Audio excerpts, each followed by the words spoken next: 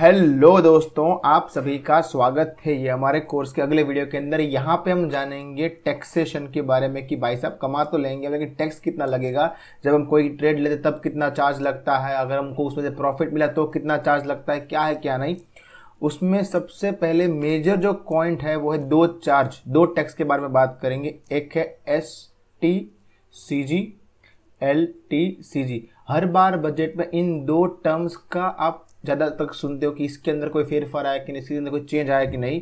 जो इस बार चेंज आया और बहुत सारे लोग अपसेट भी, इंक्लूडिंग मी।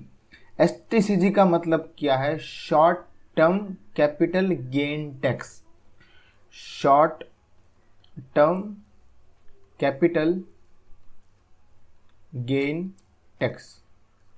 LTCG का मतलब क्या है? Long term capital gain tax. अब इसका मतलब क्या है कि मान लीजिए आपने कोई स्टॉक लिया, मान लीजिए आज लिया, कल लिया, आज के आज बेच दिया। अगर आप कोई स्टॉक लेते हो डे 1 पे एग्जांपल, और एक साल के अंदर अंदर उसको सेल कर देते हो, उसमें से एग्जिट कर लेते हो। आपने कोई स्टॉक लिया और उसको एक साल के अंदर बेच देते हो, उसमें से निकल जाते हो, तो वो आपका स्टॉक और वो आपका ट्रेड कहलाएगा under STCG, short term trade कहलाएगा। उसमें जो भी आपको प्रॉफिट मिलता है उस प्रॉफिट पे STCG टैक्स लगेगा, अगर कोई आप स्टॉक लेते हो और उसको एक साल के अंदर अंदर बेच देते हो तो। पॉइंट नंबर 1 2, अगर कोई आप स्टॉक लेते हो उसको एक साल के बाद बेचते हो, आफ्टर 365 डेज, उसमें जो भी आपको प्रॉफिट मिलेगा उसका टैक्स लगेगा LTCG के बेस पे, long term capital gain tax. अब ये है कितना? STCG पहले हुआ करता था 15%, अब प्रीवियस बजट के बाद ये हो गया सीधा 20%।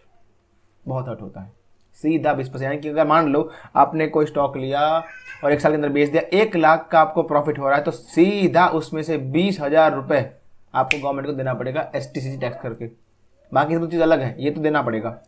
LTCG long term capital gain tax, अगर कोई स्टॉक आपने लिया और एक साल के बाद आप बेचते हो तो आपको लगेगा long term capital gain tax. पहले हुआ करता था 10%, 2014 के पहले तो 0 था, उसके बाद 10% लाया गया और अब की बार इस बजट में उसको बढ़ा के कर दिया 12.5%, 12.5%।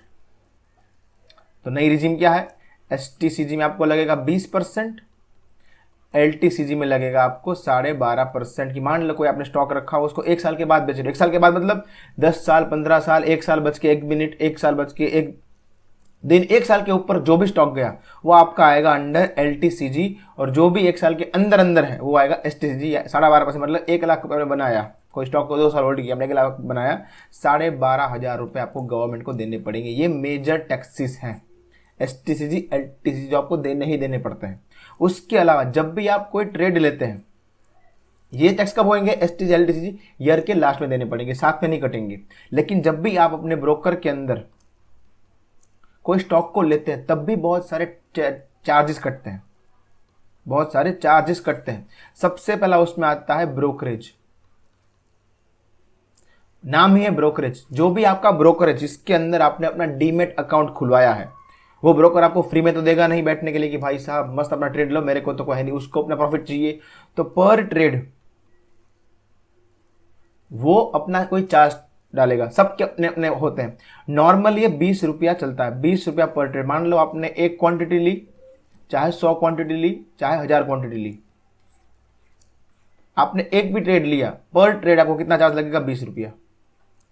सिंपल ट्रेड, यानी कि अगर आप बाय करते तो भी 20 रुपया लगेगा, उसको वापस सेल करेंगे तो भी 20 रुपया लगेगा। पर ट्रेड है ये, दोनों मिला, बाई सेल मिला के नहीं।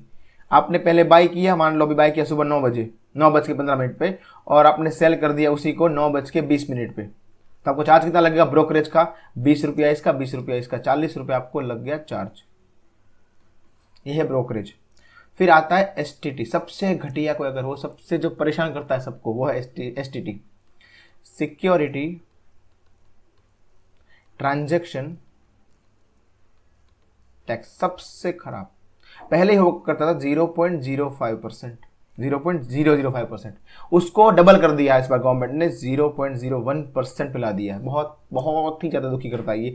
जो फ्यूचर ऑप्शन करते हैं उनको तो पता है कि भाई कितना दुखी करता है ये। जब भी आप सिक्योरिटी अपना स्टॉक सेल करते हो, अपना स्टॉक सेल करते हो, उसकी जितनी वैल्यू होती है 1,00,000 मान लिया आपने 1,00,000 का स्टॉक लिया था और वो डबल हो गया, तो आपने बेचा तो आपको कितना पैसा मिला, 2,00,000 की वैल्यू हो गई, तो उस पर आपको टैक्स लगेगा इतना। जो भी आपकी वैल्यू है उसके ऊपर आपको इतना टैक्स लगेगा। ये है STT। और भी चार्जेस है, GST, ये वो सब देखते हैं। चलिए, सबसे पहला आ गया ब्रोकरेज, ठीक है, 20 रुपये लगता है। STT 0.1% of buy sell. Transaction charges, आप किस मार्क, अब हम 2 मार्केट के अंदर बैठते हैं, एक है NSE, एक है BSE, तो जिसके अंदर भी हम काम करेंगे, BSE का कोई स्टॉक लेंगे या फिर NSE में से स्टॉक लेंगे, उसके भी कोई चार्ज होंगे, तो उसके चार्जेस ये हैं। बहुत ही मिनिमम दिखते हैं, लेकिन जब ये करोड़ों आपका कैपिटल बनेगा तो आपको बहुत बड़ा चार्ज लगेगा। GST, ब्रोकरेज के ऊपर भी आपको GST लगेगा, क्योंकि ब्रोकरेज का अल्टीमेटली सर्विस है, तो उसके ऊपर 18% GST लगता है। सेबी चार्जेस, सेबी कौन है, हमारा पुलिस वाला रेगुलेटर, उसको हमको पैसा देना पड़ेगा, बिल्कुल। पर करोड़ रुपए का आपका ट्रांजेक्शन होगा उसके ऊपर 10 रुपया और टैक्स लेगा। स्टैम्प चार्जेस 0.015% और 1,500 रुपये पर करोड़ रुपए ऑन बाई सेल। इतने सारे टैक्स चार्जेस आपको लगते हैं, प्लस LTCG और STCG अलग से, तो टैक्स तो लगते हैं, सबको देने पड़ते हैं, हम क्या कर सकते हैं। तो ये सारे टैक्सेस है, तो आपको ये सारे चीज़ें जानना जरूरी है। आपके कितने टैक्सेस कटे, कितना कटा, आपको पता कैसे चलता है, आपको पता चलता है कॉन्ट्रैक्ट नोट से। भाई कॉन्ट्रैक्ट नोट क्या है, सेबी का रूल है, मान लो एवरी डे, जो भी डे होता है हमारा जहां पे मार्केट चालू होती है, मंडे टू फ्राइडे, आपको एवरी डे एक ईमेल पे ये कॉन्ट्रैक्ट नोट भेजी जाएगी। इसका मतलब क्या है कि आज के दिन उस ब्रोकर के अंदर आपने कौन से ट्रेड लिए हैं और उस ट्रेड में कितना कितना चार्जेस कटा हुआ है, वो उस सब का लेखा जोखा आपको मिलता है कॉन्ट्रैक्ट नोट के अंदर, जो आपको ईमेल भेजेगा। आपने कुछ भी नहीं लिया तो भी आएगी, 00 लिखी हुई आएगी जरूर। तो है कॉन्ट्रैक्ट नोट कि आपने कब लिया है, क्या लिया है, आपके चार्जेस क्या है। तो एवरीडे कॉन्ट्रैक्ट नोट देखना बहुत ही ज्यादा जरूरी है, कि ऐसा तो नहीं कि आपने लिया है कम और ब्रोकर ज्यादा दिखा रहा है, ज्यादा टैक्स मार रहा है, कई बार ऐसा होता है। तो डेली कॉन्ट्रैक्ट नोट देखना, जो आपके ईमेल पे रोज आएगी, कि आपने अपने ब्रोकर के अकाउंट में कुछ लिया है या नहीं, अगर लिया है या फिर निकाला है तो उसके कितने कितने चार्जेस आपको लगे हैं और कितना पैसा आपके अकाउंट में आया है। अंडरस्टूड। तो ये हमने बात कर ली चार्जेस के बारे में। अब नेक्स्ट वीडियो में बात करेंगे कि आपका पहला इन्वेस्टमेंट कहाँ होना चाहिए, सबसे सेफ्टी वाला इन्वेस्टमेंट कहाँ पे है ना सर। फिर अपनी जर्नी हम स्टार्ट करते हैं। धन्यवाद।